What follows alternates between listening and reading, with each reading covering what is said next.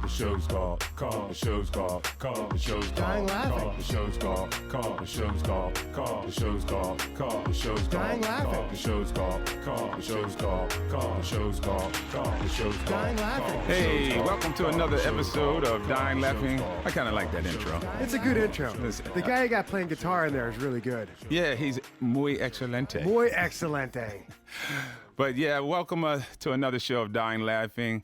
I'm your host, O, What's up, O? and that's Tim. I'm Tim. ¿Qué tal, perro? Kate. That's what's up, dog, in Spanish. I did not know that. It's really not. I thought it was K-Tal. Maybe it is. Yeah, it's K-Tal. I got you. But anyway, we want to thank you guys for tuning in and listening. I think we got a good show for you today.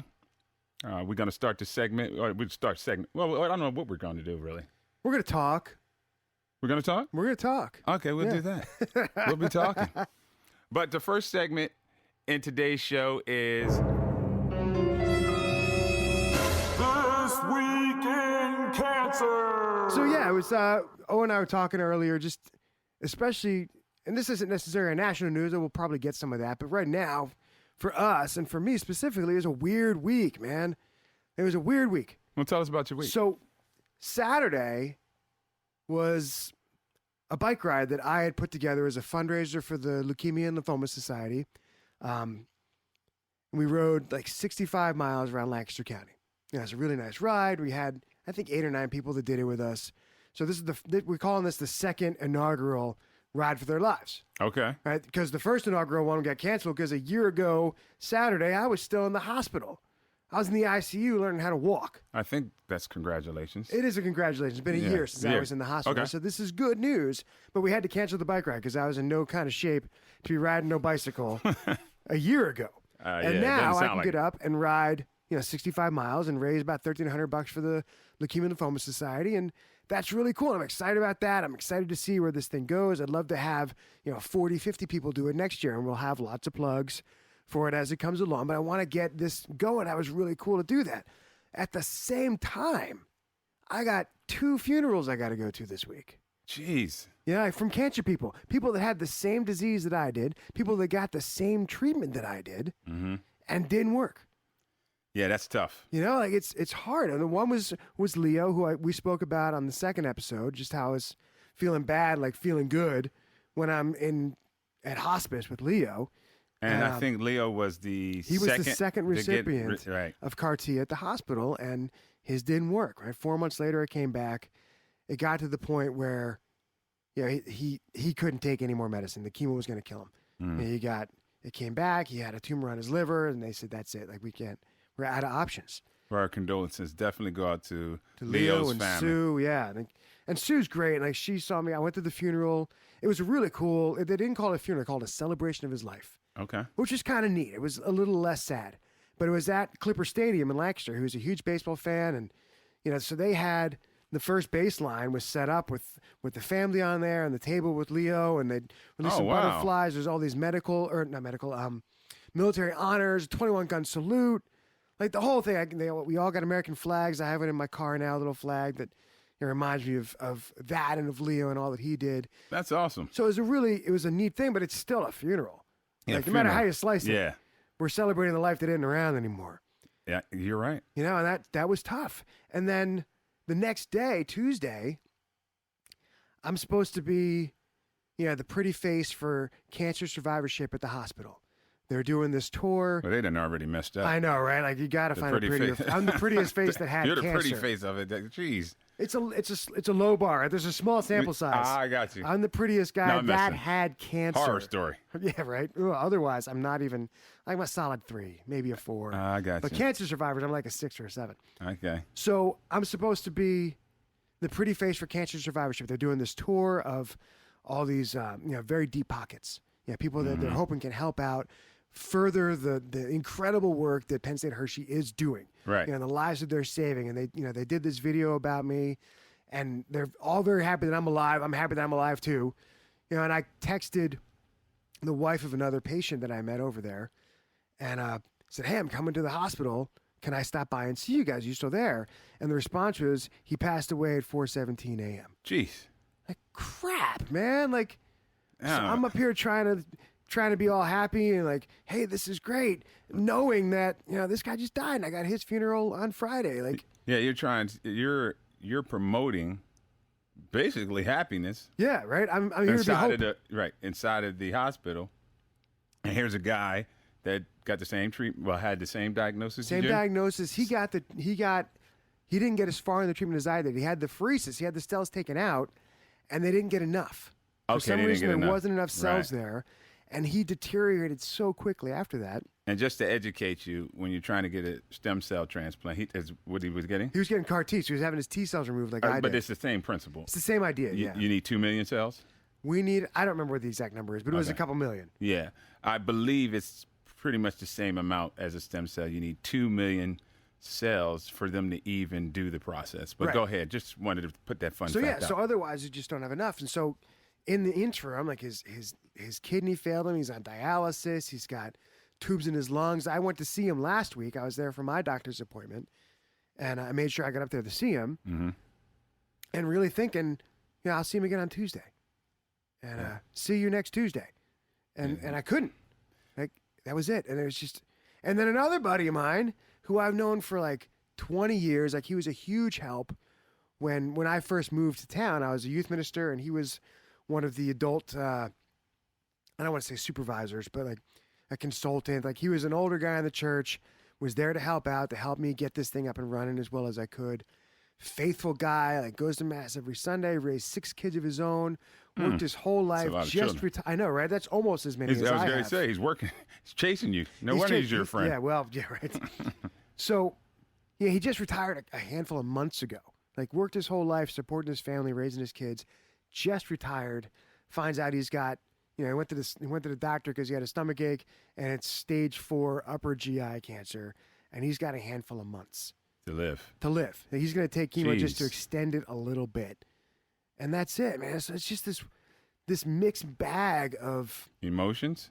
It was a tough week, man. Yeah, it sounds like it. I mean, when you face with people that you know, especially if you've experienced what we've already experienced. Right. And it kind of goes along with what we talked about with survivor guilt. Yeah, for sure. I felt a lot of that this week. Exactly. And Sue, I want to catch up, but Sue, at her husband's funeral, I gave her a hug, saying, I'm so sorry. She said, don't you feel guilty. Yeah. Don't you feel guilty. Yeah. You've got something to do, so don't feel guilty about being here. Do it for Leo. Yeah, and Sue is one of the she's one of the cancer survivors in our support group.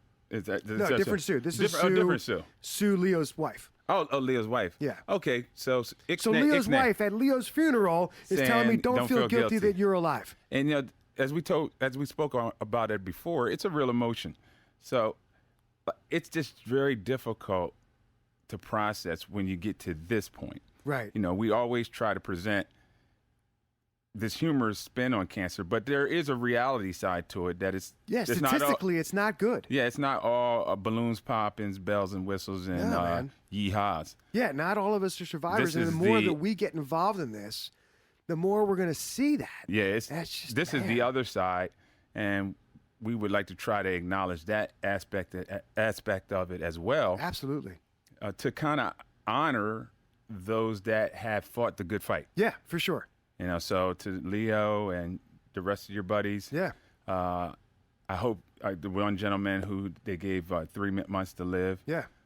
Hopefully, a miracle happens, and and he can, beat it or live longer. Who knows? Who knows, man? But it has you. It definitely has you thinking.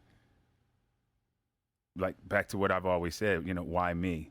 And that's why we're doing this. Right. This is the exact. Why me? This is the answer to that question for us. Why me? So we could do this. Right. The obligation, as you spoke upon, the obligation that we have to try to give back in some shape, form, or fashion. Yeah. My week in cancer. I hope it didn't interrupt your. No, I've had enough of my week in cancer. Please move on. I don't know if mine is as morbid and somewhat a little bit. I don't want to use the word depressing. Is it challenging? I want to say challenging because it is. I mean, to be real, it can be depressing. Yeah, I would say that it can be depressing. But we're trying to use positive words. You had a challenging week. Yeah, I did. As far as me, this week in cancer for me, I was off my medication for a while, for almost a little over a month. Why did you do that? Well, I was off the medication. We talked about this, yes. man. I wasn't trying to commit suicide. That's or anything. good. I was off the medication I was directed to be off the medication by my oncologist because I needed some dental work. You do have some horse teeth. I'm glad you fixed it. I was going to say, Yeah. you got new glasses, but I was so distracted by the bright smile Yeah, that I lost it. These big old teeth of mine that gnaw through. Fill up the whole front of your face. Yeah, gnaw through food and everything. But yeah, I had to get a couple of teeth out that were being naughty. They just needed to come on out of there being bad. And I mentioned to him, hey, listen, I done had enough. You got to put me to sleep. Can I get put to sleep? Absolutely. Not like an old dog put to sleep. No. This wasn't the end. This was just this was a temporary Want to get nap. knocked out for the dental procedure. Yeah, it was a temporary nap. Gotcha. Yeah. So I needed some wisdom teeth pulled out, which you don't need them anyway, but they were bothering me. And I didn't realize that everything's, surrounded around your cancer.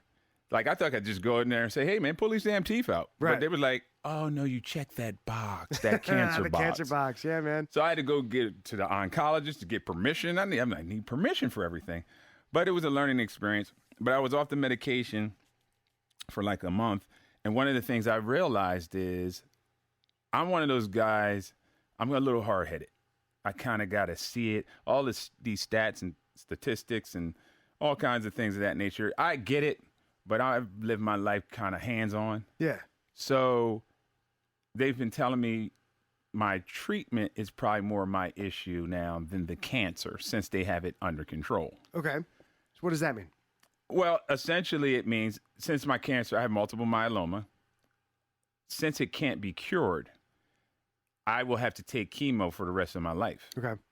So I take chemo in a pill format that's more of a slow grind, instead of getting the aggressive kind and, stopping and seeing if it stays at bay and then give you the aggressive kind, as you well know, takes so much out of you. Yeah. So the doctors and studies have shown that maybe it's better to just kind of slow kill you. Give you the light dosage. Kill you a little bit slower than you can live. Yeah. So give you light dosage. So moving forward, what happened is after being off of it for a month, I really felt like myself, man. Oh, yeah? Like I really felt back to normal. If there was any sense of normality in my life, I really felt normal. I had energy. My bowel movements were cool. Yeah. Yay for poop. Yay for poop. And all those great things.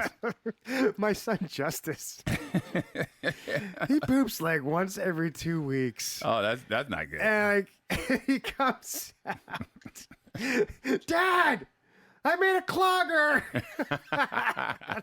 Oh, come on. I get there with the plunger and fix it. But like every 2 weeks, and we know he's got to go because he's getting crankier and crankier and crankier. Like, oh, that's insane. He's I don't not know. a big dude. I don't know where he keeps all this stuff. But I don't know what I would do if wow. I didn't poop for a month. Man, I would be cranky too. Yeah. But, that's kind of some of the things that were going on. It was more, but I just felt really good. Felt off medicine. Well, I just felt normal. Yeah. But it also told me how much the medicine was affecting me. Remember, I explained to you, I'm a hands-on person. Right. So now it's no longer the doctors giving me data. I have my own data because I can feel it. Problem is, I finished the dental work and I started taking my medication again yesterday. Okay. And it was a tough night before. The night before I had to take it because the reality is I started thinking to myself, man, I don't really want to take this medicine. Like Tough pill to swallow, so to speak. Exactly. But yeah, it's a tough pill to swallow. Pills, to be honest. But the reality is that's where I was at. I know I got to take them. Right. And I'm sitting there warm with, I could trust God and maybe he could fix it. And maybe. And then I'm thinking, man, I don't want to go down that road. Maybe he's fixing it with the pills you're taking. Exactly. So it was just a real sad time. I took the damn pills. There you go. Good. Let me ask you a question. Did Did you start to see any symptoms come back while you were off for a month? No, that's what I'm trying to say. I got the symptoms that I was experiencing had dissipated. Okay. They weren't there. That's what I mean So by the medical symptoms weren't there, but was any cancer stuff coming back? Like, is a month enough time to let things kind of That was a good question. That's a great question. I actually got that answer as well.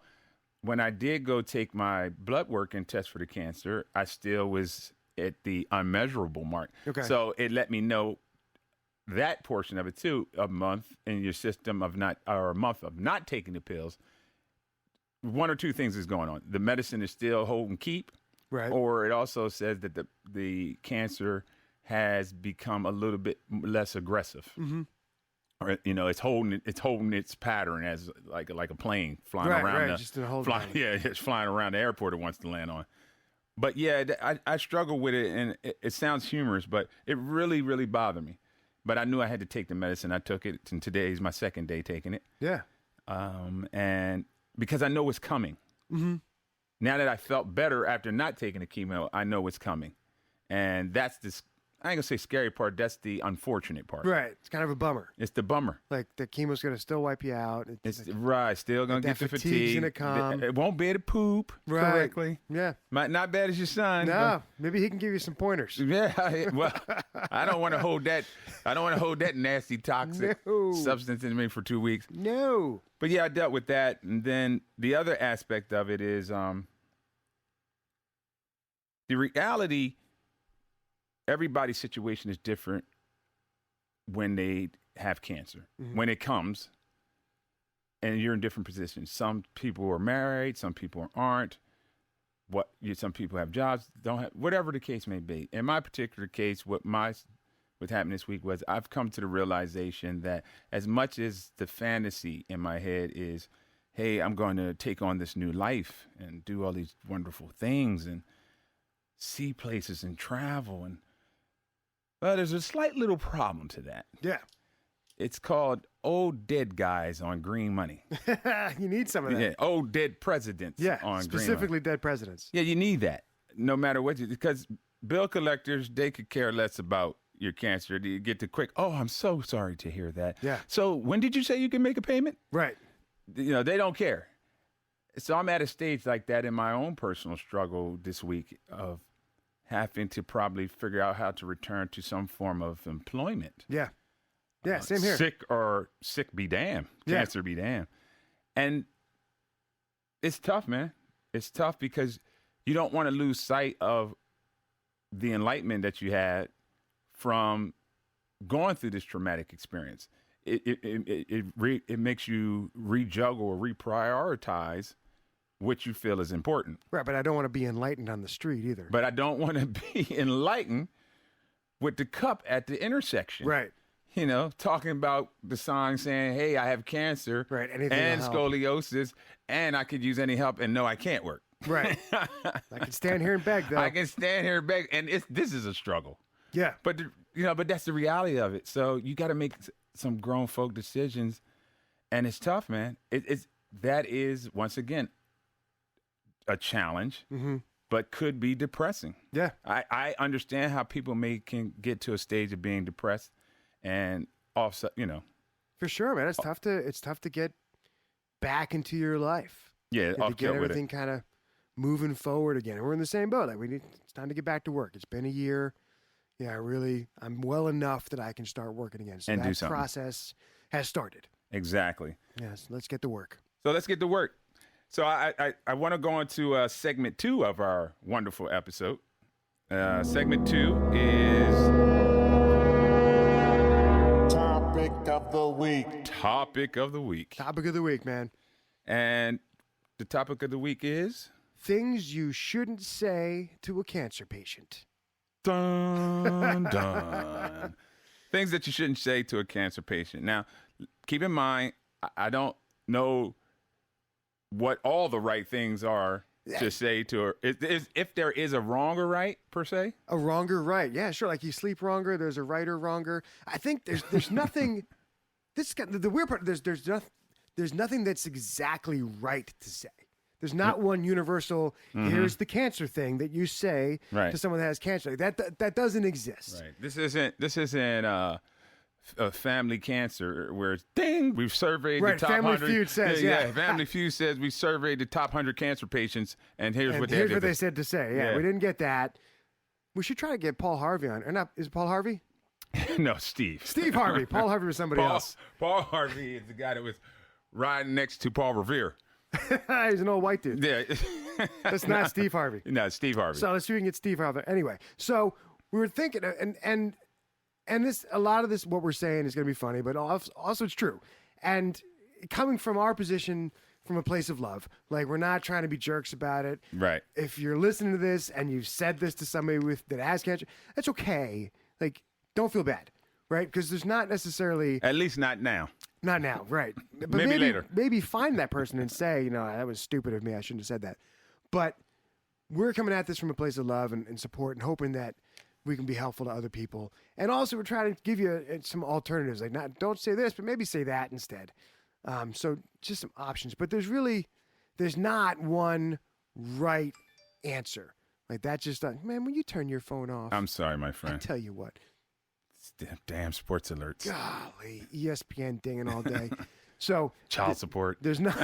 Just go ahead. It's not a wrong. There's not a right way to say it, but there are some things that are definitely wronger Real. Yeah. to say. Real wrong. Really, really wrong. All right. So let's start with, and this is just a list we created. You might have your own, but let's start with number one. Number one is, I know someone who died from that. Jeez. Thanks. That's what I want to hear. I know someone who's died from that. That is probably the worst thing. I know someone that died from getting their ass kicked for saying something stupid too, and you're about to be. You're about to be that. My person. cancer ass is gonna kick your butt. Yeah, I really don't think that's a wise intro. No, but people said it. People said it to me. 1,000 times, but Non-Hodgkin lymphoma. My uncle died from that. yeah, because it just seems so. It's not very empathetic at all. No. It's not empathetic, sympathetic. It's none of it. It's just none pathetic. of the pathetic. It's none of the pathetics. It's just pathetic. Yeah, because this person, and I'll speak for me. If you're telling someone that you have cancer, whatever that cancer may be, Yeah. the last thing you need in your face is somebody to just instantly come at you and say, "Hey, I know somebody died from That it." might kill you. Did you know? Yeah. I know I could die from the cancer, but I don't want to hear about somebody that I'm explaining to that's close to me that you know somebody. Hey, man, this is about hope. Right. That statement gives no hope. And it's not about you at all. Like, Like, who asked you? I know a lot of things, but Yeah, I told you, but who asked you to say right. that? Man, it's rough. And I think before we get too far along the list, I don't think that anybody says any of these things with the intent of being a jerk. Right, I don't think Right? so Like either. it's because cancer is scary. Yep. And you find out you have cancer, it's a terrifying thing, and it really throws everybody for a loop. Not just the person that has it, especially the person that has it, but the people that you're telling, it's terrifying to them too, because they probably do know somebody that died of that. They know what cancer is, they know that cancer's bad, and it makes people uncomfortable. Right. Understandably so. So you kind of scramble for something to say. Right. Yeah, but like when you're at a funeral, right? Like, there's not a lot you can say. Like, you're not going to make this guy less dead than he is by saying the right words, right? Whatever you say to me or you, whoever, is not going to make me not have cancer if you give the right answer. But we should be a little bit thoughtful about it. Right. I agree. A little bit thoughtful about the types of things we say. So I don't even think there is a flip side to that coin. I know someone who died from that. Right. I don't think so. Yeah, I don't think you there can is. come It's back just- from that. Nah, It's just leave that one out of the Don't say that. Yeah, just Period. chop that one right off the list. Yeah. All right, number 2. Why did this happen? Why did this happen? Yeah, that's a tricky one. And the answer is, the honest to God answer is that the universe rolled the dice and yours came up cancer. Yeah. right? That's about as precise as you can get, because you can't even say, well, if you smoke, you're going to get lung cancer, because we all know people that smoked and got lung cancer. Yeah. We also know people that smoked for 80 years and didn't get lung cancer. And we know your buddy who didn't smoke At all. and did get lung got cancer. lung cancer, Right? exactly. There's tendencies that cancer has. There's preferences. Yeah. But there's no guarantees. And obviously there is situations where you can do things to speed up the process. And what I mean by speed up the process, you can do things that can make you more susceptible. Yeah, for sure. To getting cancer. Right. Like if I smoke smoking, a lot, chances are better I'm going to be sick. But it doesn't mean that that's what's going to happen. And right. So that's why it's like, why did that happen to you? Or why did that happen? It's really a tough thing to say to somebody because you don't know their story. Right. I mean, like in my example, I was in the best shape of my life and I get cancer.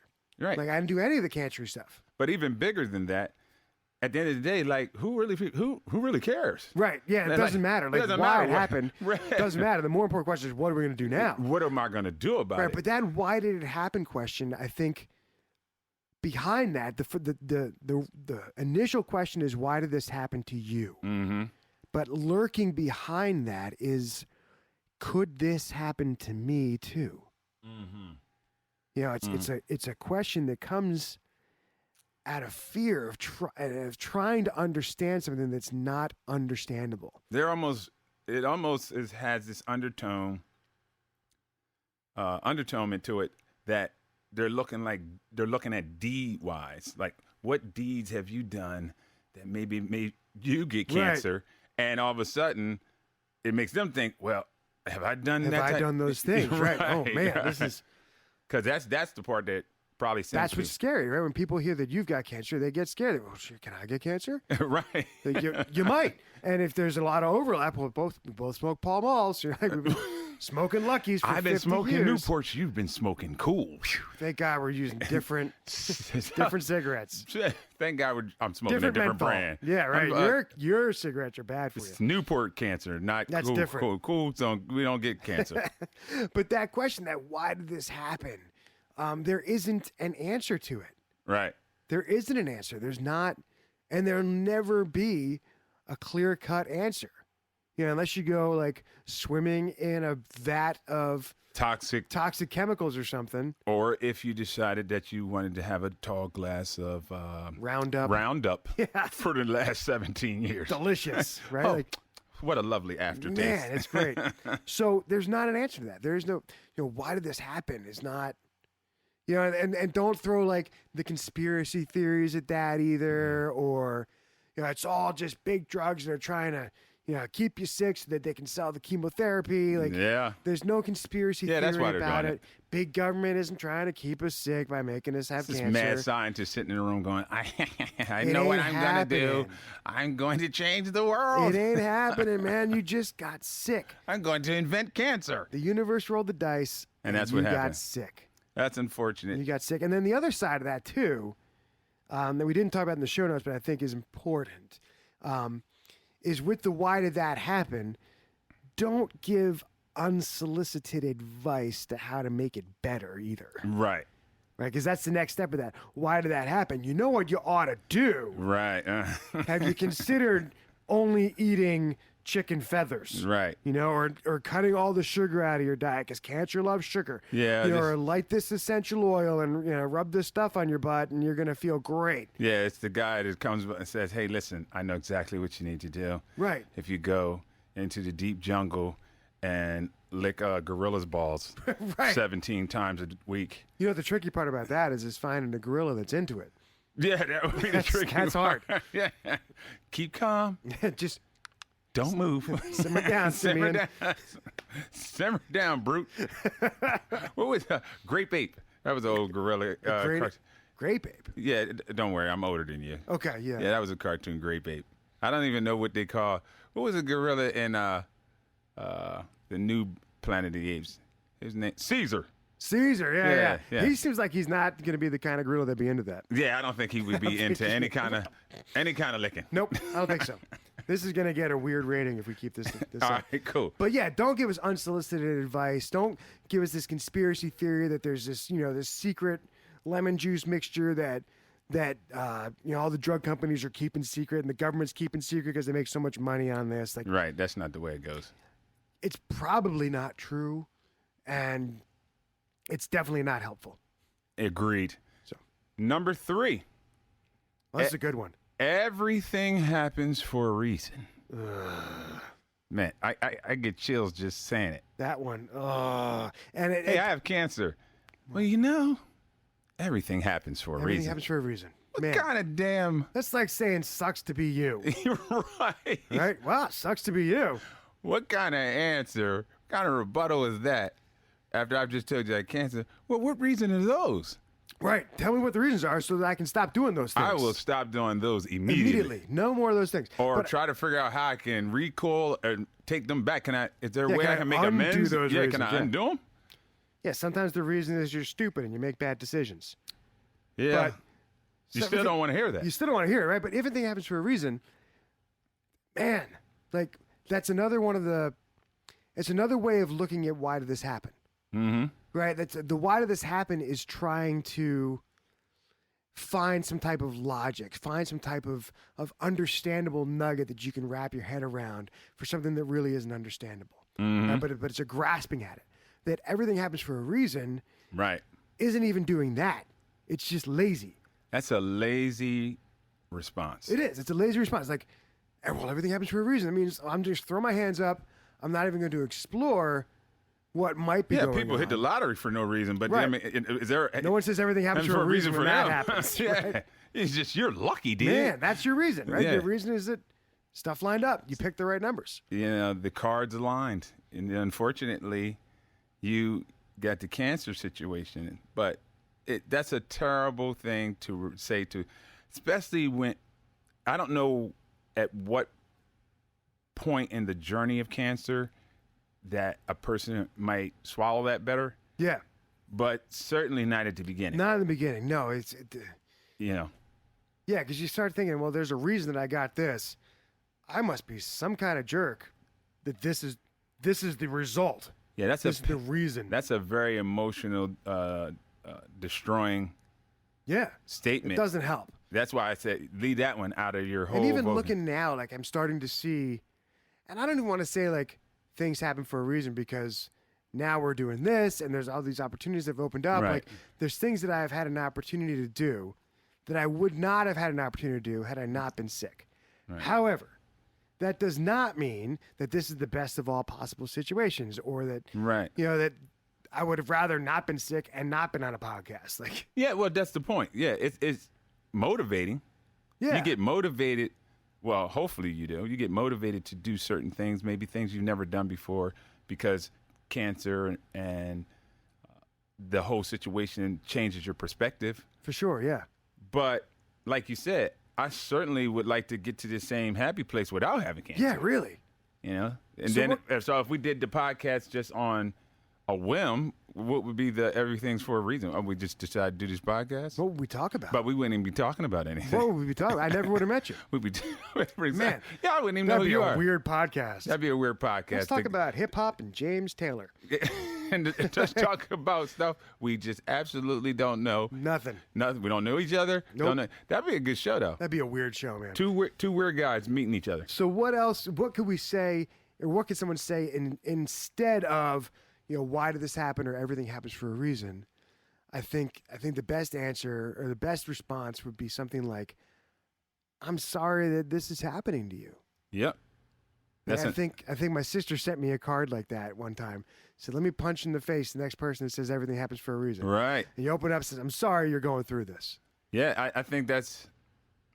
I don't think you could say it any better. Right, That's because that acknowledges that this is shitty and it's happening. Mhm. Right, so we're acknowledging this bad thing is happening. Yep. We're acknowledging that we don't really know why it's going on or what the cause was, be it a universal flip off or you made some stupid decisions. We don't know what it is, Right. but we are acknowledging that it's bad no matter how you slice it. And I'm sorry that you're going through it.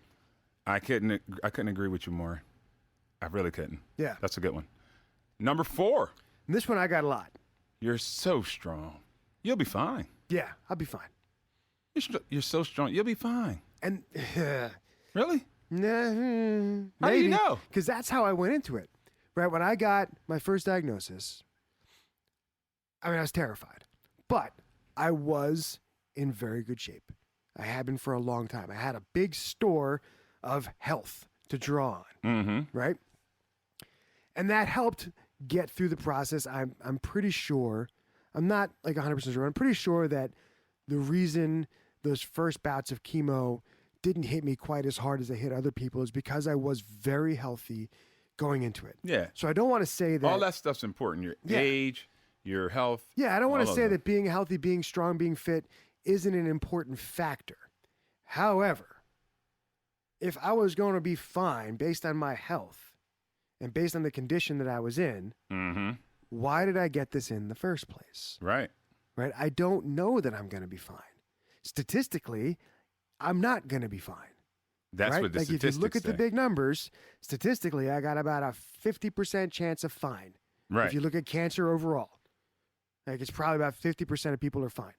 And the other 50% are not fine at all. They lose. Yeah, if you start playing the numbers game, you'll start to realize how that statement is not a good statement. Yeah, the fact that we're alive, that we're here, we we beat are the odds. We're beating. We're currently right. beating the odds. Yep. Right? But like to tell me that because I'm so strong, I'm going to be okay. Just to say anything because you're going to be fine. Right. Is based on what? What is it you're basing Yeah. that on? Where are you getting this data from? Right? Like, yeah, how do you know that I'm going to be Are you fine? doing a visual? Is this optic? You just did a visual check? Right, just checked me out and looked at it like, oh, you look good. Yeah, You'll be fine. You're a You'll physician. be okay. Yeah, you're some kind of magic doctor Yeah. with a Star Trek thing that I was scans gonna- me. That's what I was gonna say. You got X-ray vision. You just did like a little quick scan and said, Stop. "Yeah, You're yeah, good. You're good. Wouldn't worry about it. I have clear vision of the future. Yeah, don't worry Everything about will be that fine. stage 4 pancreas cancer." Right, but like that whole thing, that idea that because you're healthy in the first place is what's going to get you through. Mm-hmm. It won't. It won't. It'll help.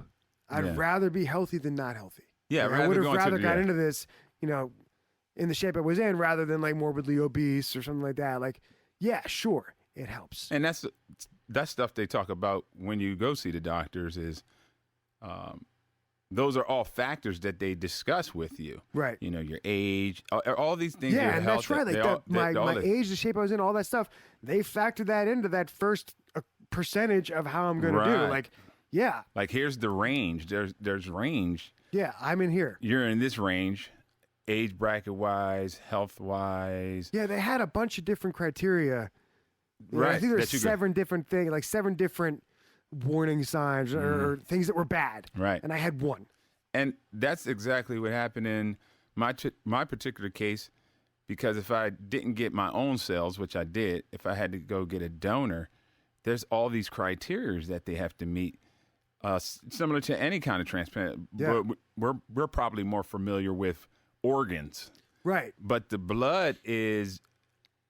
I would say the blood is actually a lot more tricky because if you think about the blood, it flows to everywhere. Right. And it's not just matching blood type. It's not right. It's not just matching blood There's type. like, was there 8 or 12 different proteins that have to line right. up? It's 10 out of 10 they're trying to get, and 8 out of 10 is, that's Probably good. won't kill you. Yeah, but probably won't. But it's a good number. But yeah, but if you get, when you do a kidney transplant Right, and you reject that kidney, right, you can pop that one out. and put another It's one. not in. exactly plug and play. Yeah, absolutely. But you have an actual physical thing. I can remove this one And try another and one. put this one back in. Yeah. If you do a bone marrow transplant, Ain't you've none. just transplanted your immune system. Right, Now, you can't just pop that out. and the thing is, you don't get that one back. Right. That's the big key. You don't get that one back. Now you're searching. Yeah. Now And to get the match is tough, man. Like I had, when I was looking for, since I was one route we were looking down as a bone marrow transplant, there's hundreds of thousands of people on that Be the Match list, this nationwide database, and I got 2. right. And my doc, Dr. Amen, was ecstatic that we found 2 people Right. out of hundreds of thousands that were a perfect match for me. And while we're speaking on that, and then we'll move on to the next thing you shouldn't say. I just want to put a little caveat out there about African American in the world today, Is that something that you're familiar with? just a tad. Okay. But in all seriousness, there's not a lot of African American stem cell donors. So get on the list. So if you're listening, I highly suggest that you get on the list.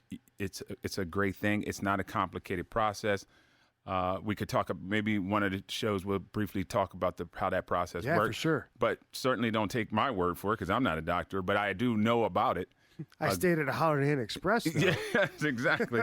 But get online, look into it. But this is specifically me reaching out to the African American community because that was something I was told. Thank God I didn't need a donor cell. Right. So your sample size of who you could draw from was significantly smaller. It's significantly smaller. And then when you start branching into a different ethnicity, everything's about numbers. You start increasing the odds of not being successful. Right. As you go further and further away from the original part. Right. So anyway. Yeah. No, that's cool. So yeah, get on. I think it's be the match is what you'd want to search for. Be the match. Okay. So instead of you'll be fine, what can we stay instead of you'll be fine? I think you said it clearly is that I'm sorry to hear that you're going. Sorry you're going through this. Maybe that's the kind of the overall. Yeah. I'm sorry you're going through. I don't think you can do any better than that. But you could actually. I mean, you could ask intelligent questions.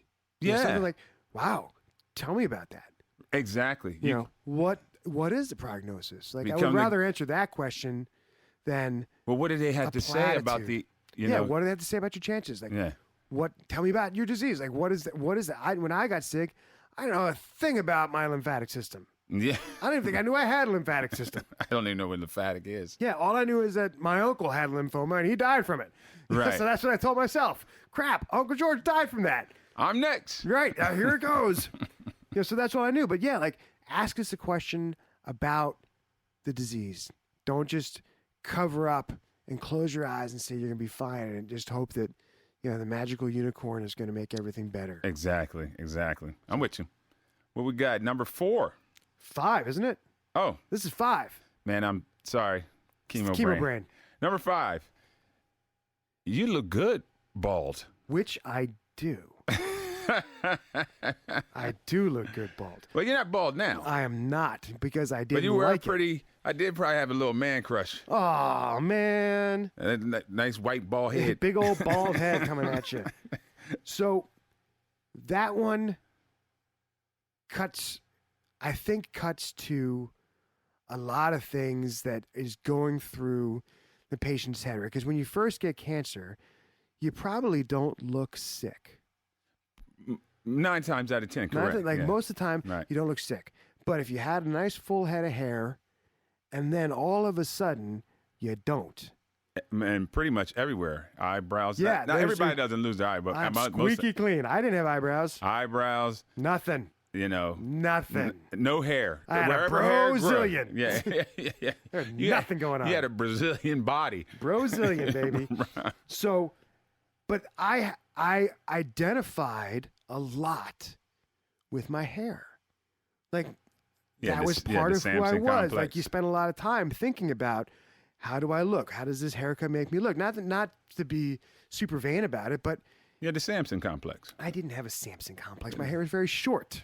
Okay. Samson got his hair short. You And had he the got Napoleon Samson complex. weak. I don't think that's a thing, but like it's part of who you are. Like when you look Right. at yourself in the mirror, you see your hair. Yeah, your hair. Right, and when it's all of a sudden gone, even if you got a nice noggin, which I still don't think I did, it's very disconcerting. It ties into your image of everything else. And even though I talked to a woman today or this week at that fundraiser thing, it's like I may have looked good bald, but I didn't look like myself. Yeah, that's a good point. I didn't look like myself. When And I I'm looked gonna in the be mirror, I didn't see me. I'm gonna be quite honest with you. Everybody, I hate to say it, everybody can't rock a bald head. No, not everybody can. When you got hair in your head, you really don't understand the dimensions of your head. Right, it covers up a lot of wrinkles and dimples and ridges and stuff, man. and craters but anyway, I'm not trying. Yeah. But this whole topic right here, you can expand upon it. It's not just about being bald, but it's more so everything kind of from a physical Yeah, it's a standpoint. very, very visible aspect. Yeah. Like, I put weight on. The optics of it. Right. I put weight on when I was getting chemo. And I did not. But like, people do that. Like that's not that unusual for people to put weight on. It Right. happens. So, but when you're all of a sudden bald, like, oh my gosh, but it ties into everything else. And I remember after I got the first round, I kept pulling out my hair and saying, "Oh, it's still there. Sweet, it's still there. Awesome, it's still there." And everything said like, you're gonna keep your hair for about 10 days, and then it's gonna start to fall out. Right. And I kept pulling on it, and I kept staying. And I was talking on it with my mom. And I said, actually, I don't even think my hair's going to pull out. I keep pulling out. Ah, crap. Yeah. And I had a handful of hair. It's like, that's it. It's all coming out. So I started pulling out, and like people got home like, oh my gosh, what happened to your head? So me and Lydia shaved my head. I said, I'm not going to sit here and let it fall out and look like that. Right. I'm going to get ahead of this. I'm going to shave it now. That's kind of exactly how my situation went. I don't know if I could say that, but there were certain areas where hair was falling out that I really Faster than others, like your back, No, armpits.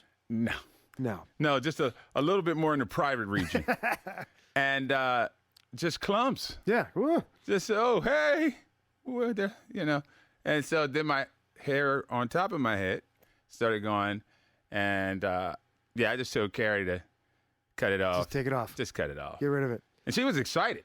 Now, She was excited to cut my hair was off. she really? Yeah. That's kind of weird. She was too excited. She had a bald guy thing.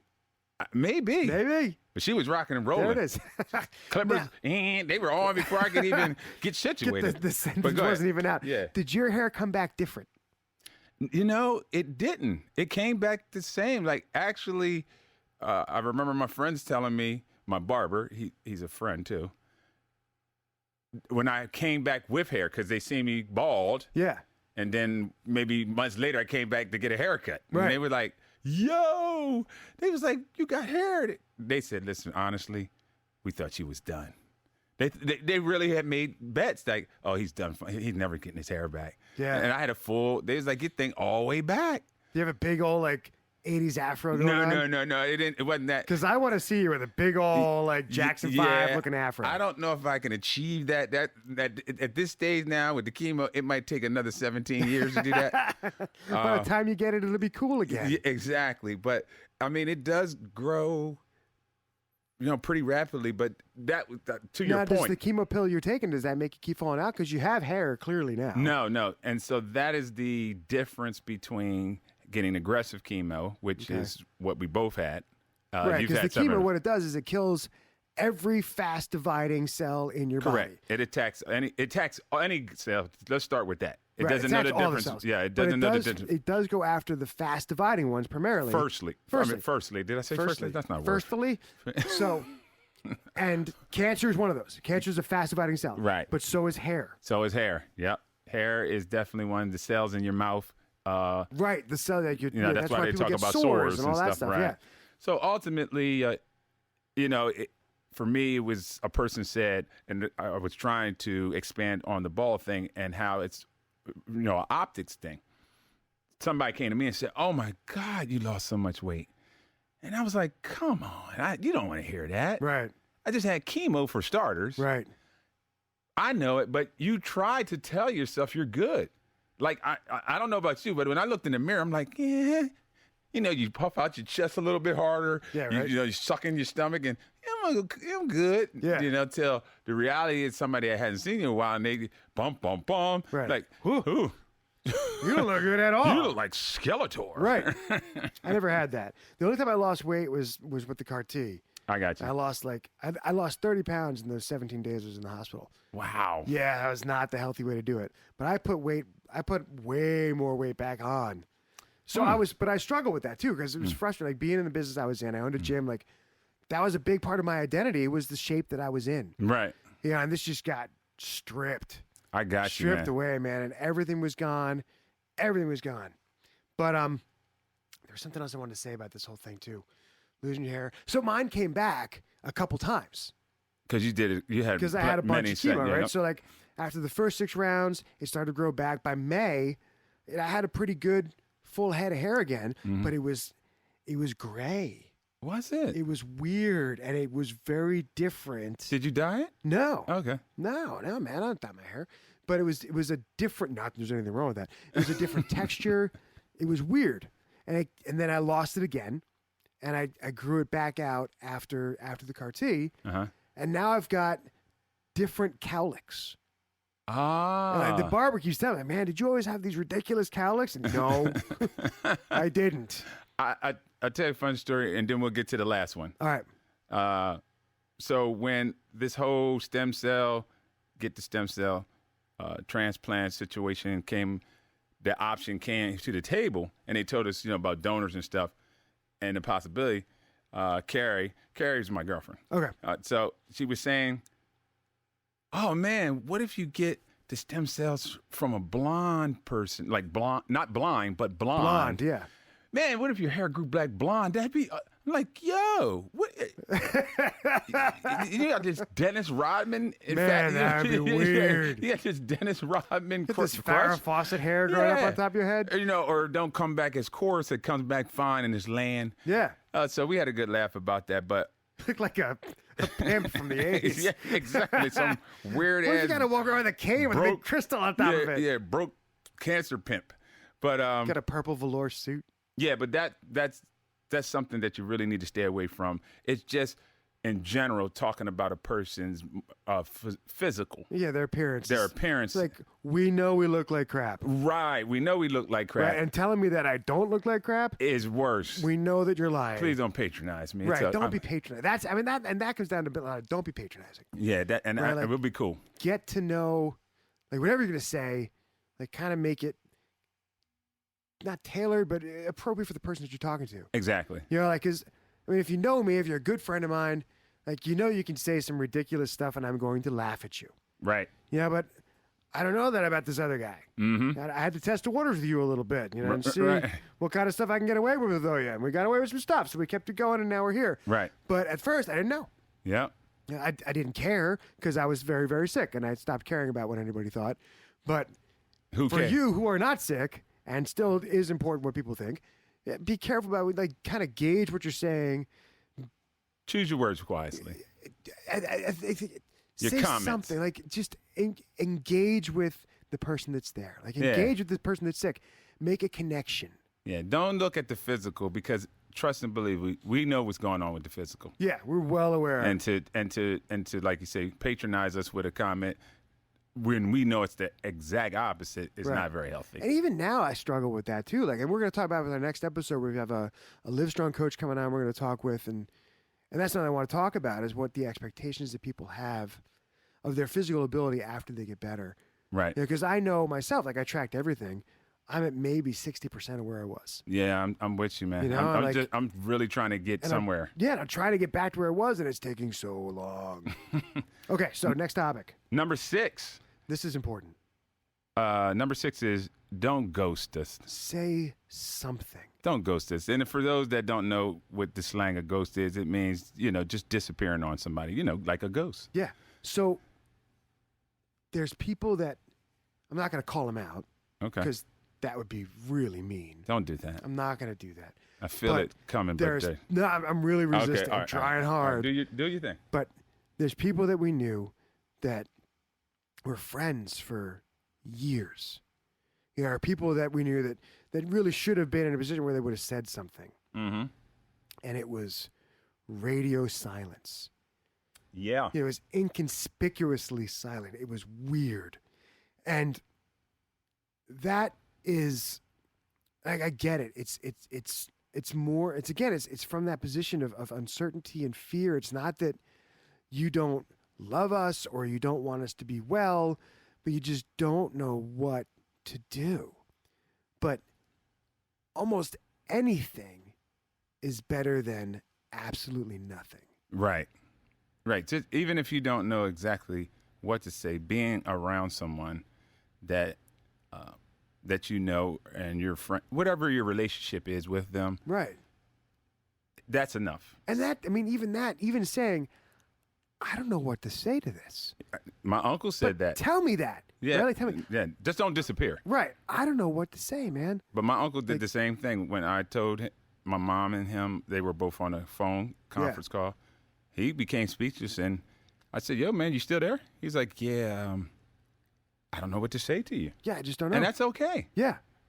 But tell us that. Tell us you don't know what to say. And it'll be cool. But just don't disappear on a person, or it's like you shut down and you almost make that person feel alienated, like they have some kind of Right, 'cause contagious. right, you're not going to catch my cancer. Yeah, right, but we're call the already CDC feeling, in here somewhere. You got to quarantine you. We're already feeling kind of isolated. We're already feeling Exactly. kind of alone. So You know, when the people that we do know and love and that we're friends with, like, don't treat us different just because we're sick. please don't. You know, like, I may not be able to go drinking with you. Exactly. You know, but at least not every night. But, you know, it might be nice to be invited. Exactly. You know, like, he's getting an Oscar, right? Like, it's an honor just to be nominated. Let me tell you. Let me make the decision of whether or not I can go Right. out. Don't decide that, For me. he's sick. He doesn't want to go play golf.